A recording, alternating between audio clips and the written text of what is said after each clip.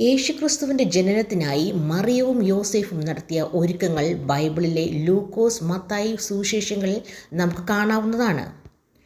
ഗലീലയിലെ നസ്രയത്തിൽ വെച്ച് ഗബ്രിയേൽ ദൂതൻ മറിയത്തിന് പ്രത്യക്ഷപ്പെട്ട് അവൾ പരിശുദ്ധാത്മാവിനാൽ ഗർഭം ധരിക്കുമെന്നും ഒരു മകനെ പ്രസവിക്കുമെന്നും അറിയിച്ചു. ഇതേ സന്ദേശം സ്വപ്നത്തിലൂടെ യോസേഫിനും ലഭിച്ചു. മറിയത്തെ ഭാര്യയായി സ്വീകരിക്കാൻ ദൂതൻ അവനോട് കൽപ്പിച്ചു.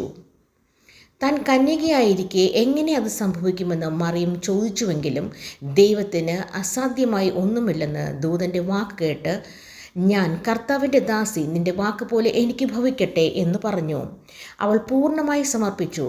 ഔസേപ്പ് നീതിമാനായതുകൊണ്ടും ദൈവകൽപ്പന അനുസരിച്ചു മറിയത്തെ തൻ്റെ വീട്ടിലേക്ക് കൂട്ടിക്കൊണ്ടുപോയി.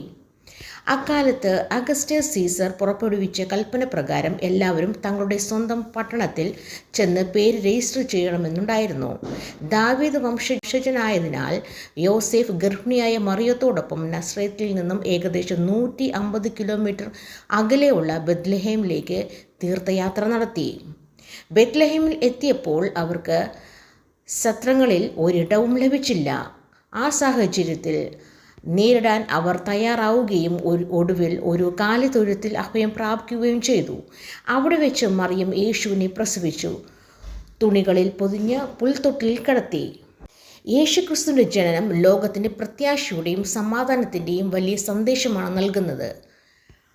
അത്യുന്നതങ്ങളിൽ ദൈവത്തിന് മഹത്വം, ഭൂമിയിൽ ദൈവകൃപ ലഭിച്ചവർക്ക് സമാധാനം എന്ന് മാലാഖമാർ പാടി. ദൈവം മനുഷ്യനായി അവതരിച്ചു എന്നതാണ് ഇതിൻ്റെ ഏറ്റവും വലിയ സവിശേഷത.